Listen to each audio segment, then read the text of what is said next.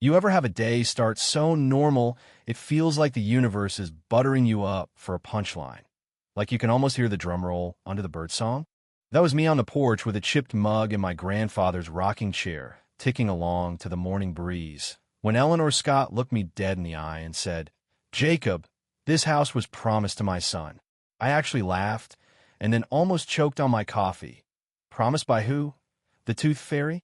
The place my granddad built with his hands and a stubborn streak. The cedar-smelling cabin on Silver Willow that stood here before the HOA even had a logo.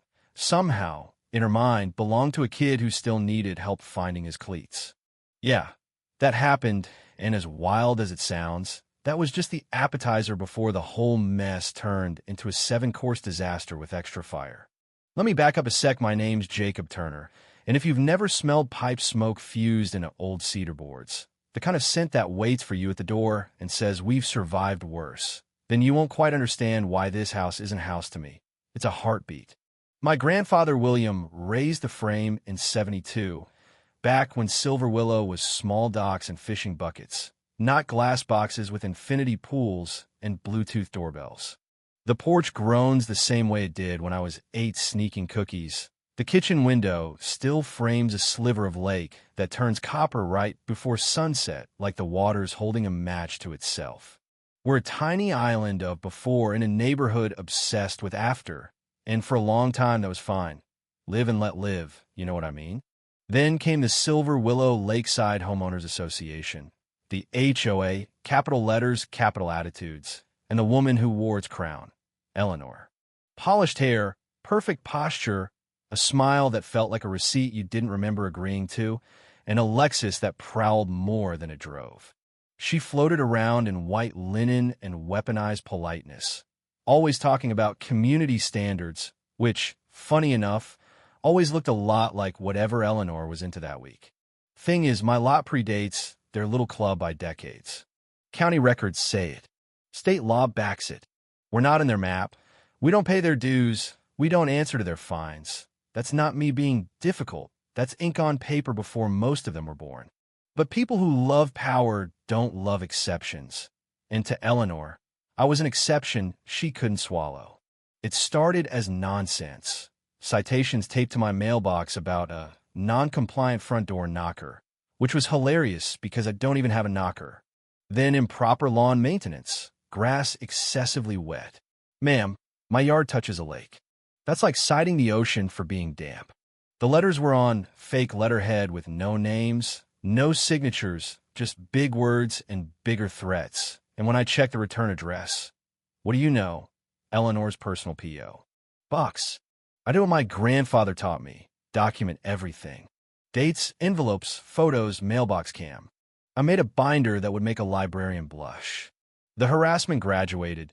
Trash dumped on my lawn, mailbox smashed, paint sprayed on the sidewalk that read "Get out," like I was camping on their patio instead of living on land my family paid off when gas was 40 cents. I called a local lawyer, Marcus Hale, sharp eyes, tie from 1999, humor so dry it squeaked. He flipped through my binder, whistled through his teeth, and said, "She's either sloppy or believes gravity doesn't apply to her. Either way, we'll bring her to earth." We filed a harassment report, sent a cease and desist pin to the specific statute that says older parcel, no HOA jurisdiction, and for a week the world exhaled. I fixed a loose board on the dock. A great blue heron landed on the piling like a good omen. I slept. Then, near midnight, gravel whispered. I looked out and saw 3 teenagers by the dock, flashlights jittering, one wearing a jacket with Aiden stitched on the sleeve, Eleanor's son, the prince to her throne. I started recording on my phone, stepped onto the porch with my licensed shotgun at low ready, pointed at the ground, floodlight on, voice steady.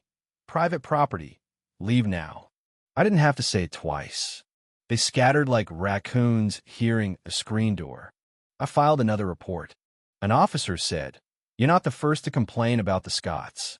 That sentence walked me right to the edge of the next cliff. A week later, a fat envelope showed up. Final notice. Forfeiture of property rights under community ordinance. The audacity was Olympic level. We photographed every page, stapled the envelopes, and Marcus wrote another letter that basically said, "Ma'am, impersonating authority is a crime, and mail fraud is a federal hobby you do not want." She responded with a glare, literally. Her Lexus idled at the end of my drive one afternoon, windows up, engine humming, just staring. Then quiet. Too quiet. The rumors came next. I was a squatter, I was dodging taxes, I was under investigation, which I guess is true if the investigation is me investigating who made up that lie. The neighbors got twitchy. Some still waved, some didn't. I minded my business until Eleanor waddled up my driveway with a clipboard and a sun hat big enough to host a satellite dish. "I'm here to conduct an inspection for compliance," she announced like the Queen of England had sent her on horseback. "We've updated our boundaries. The board voted to include your parcel." I laughed, couldn't help it, and said, "You can't just vote to take someone's house. This isn't Monopoly, and I'm not a rail line." Her smile cooled 10 degrees. "You'd be surprised what a community can do when united." Chills, but not the good kind. That night, I told Marcus, "She's escalating." And he said, "Then we escalate the truth." We dug through county records like archaeologists with caffeine. Maps, plats, deeds. There it was in black and white. Lot 14A excluded due to pre-existing private deed. My family's boundary line was a fence the HOA couldn't touch even with a crane. I slept better, until a county vehicle rolled in with a clipboard kid saying he was there for a preliminary inspection because of an HOA boundary dispute. I asked who disputed it. He just shrugged, pointed at a case number, and said my deed had been flagged for review. Review, the second scariest word after surgery. Marcus and I drove to the clerk's office, old building, marble floors, a fan clacking like a clock. The clerk was this quiet woman with half-moon glasses who took one look at the case number and bit her lip. She pulled a file from the pending tray, and my stomach flipped. Inside, a quitclaim deed transferring my property to Aiden Scott. My supposed signature looked like someone tried to write with their opposite hand during an earthquake. The notary seal had expired 6 months earlier. The notary's stamp? Reported stolen. And tucked behind it were 2 other forged transfers, both for older parcels near the lake. Empty lots that would be worth a fortune if folded into the HOA's fancy community improvement plan. The clerk set the file down like it was a rattlesnake. "I'm calling the DA," she said. Twist number 1. What I thought was a petty turf war turned out to be a clumsy, greedy land grab scheme. Not just against me. Marcus froze my title, and the DA opened a fraud investigation that moved faster than I expected for small-town bureaucracy. A week later, federal inspectors in sweat-soaked suits showed up at my porch. I handed over my binder, my camera footage, even a baggie with the fake envelopes. One of them grinned and said, "You're organized. The feds love that." I said, "I'm motivated." He said, "Good, because this just crossed state lines when that mail went through the sorting hub." Eleanor lawyered up, sort of. Her attorney sent me a letter accusing me of interfering with community operations, which is adorable, and Marcus responded with a counterclaim, copies to everyone including the DA and, for flavor, the sheriff. The attorney dropped her 48 hours later. I can't prove he heard the rumble of what was coming, but sometimes the boat tilts before the wave hits. Meanwhile, Aiden couldn't stop himself from doing dumb things in expensive sneakers. Cameras caught him and a buddy sneaking around at night with a crowbar like they were auditioning for the world's worst heist film. We turned that footage over. Then, the lake coughed up a USB drive half buried by my dock. Don't ask me how. On it were templates for fake HOA letters, a forged deed file, and emails logged into a domain that looked like the real Silver Willow address, but wasn't. A cheap imitation registered by somebody with exactly Eleanor's initials. Metadata is a nosy little thing. Marcus called it the smoking gun wearing a name tag. The arrest happened on a night when the sky snapped in half. Thunder, sideways rain. The lake white-capping under the streetlights. I was in the doorway when sheriff's SUVs slid to a stop and red-blue lights painted the pines. Eleanor and Aiden were halfway up my drive. He had the crowbar.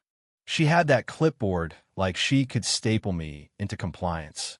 Deputies swarmed. Handcuffs clicked. Eleanor was screaming about running the neighborhood, which is not a defense, by the way. One deputy, soaked to his socks, nodded at me and said, "Not anymore. Here's where I tell you it was over." But people with that much ego don't go quietly. The next morning, the local paper ran a headline that might as well have been titled "Chaos Pays the Bills." And suddenly I was either a folk hero or the devil, depending on which app you opened. Eleanor, in jail orange that clashed with her lipstick, did interviews claiming I framed her, which is impressive given I can't even frame a picture without it hanging crooked. The HOA board, who, to be fair, were more followers than villains, held an emergency meeting that looked like a group therapy session for people who regret voting yes. When the DA's office started pulling bank records and found that Eleanor's fines were landing in her personal account, the room got very quiet. The trial few. It was part drama, part accounting seminar, part community exorcism. Eleanor represented herself for a stretch, don't do that, and tried to turn the courtroom into her stage. At one point she asked me, "Mr. Turner, wouldn't you agree that the community's needs outweigh?" And the judge cut her off with a glare I wish I could have bottled. Then the DA rolled the recordings we found, her voice coaching Aiden on handling Turner's title quietly, the emails tying the fake domain back to her, and the notary whose stamp she'd lifted testifying that, no, she had not notarized anything for me because I was a stranger until all this.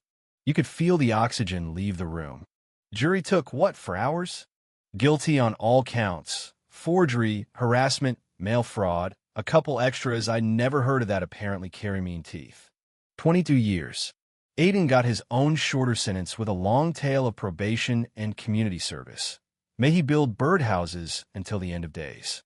Afterwards, the HOA, the actual structure, dissolved like a sandcastle meeting a tide it can't argue with.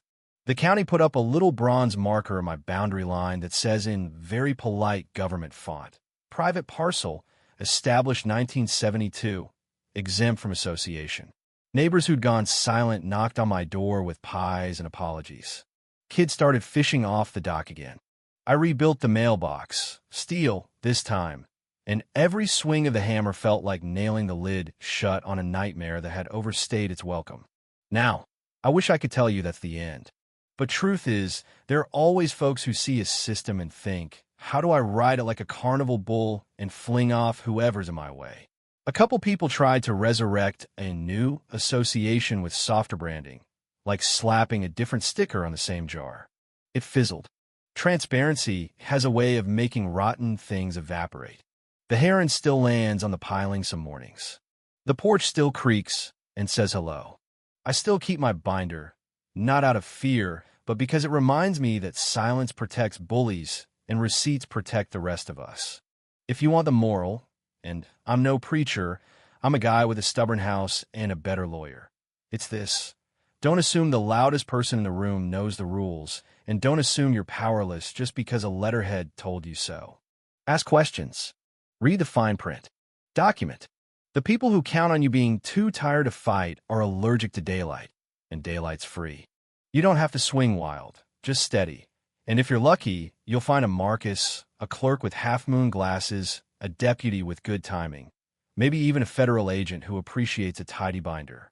Justice doesn't always sprint.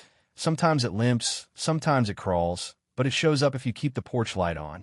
So here I am, back on the same porch where that first ridiculous sentence got tossed at me like a dare, sipping coffee that finally tastes like coffee again, watching the lake yawn itself awake.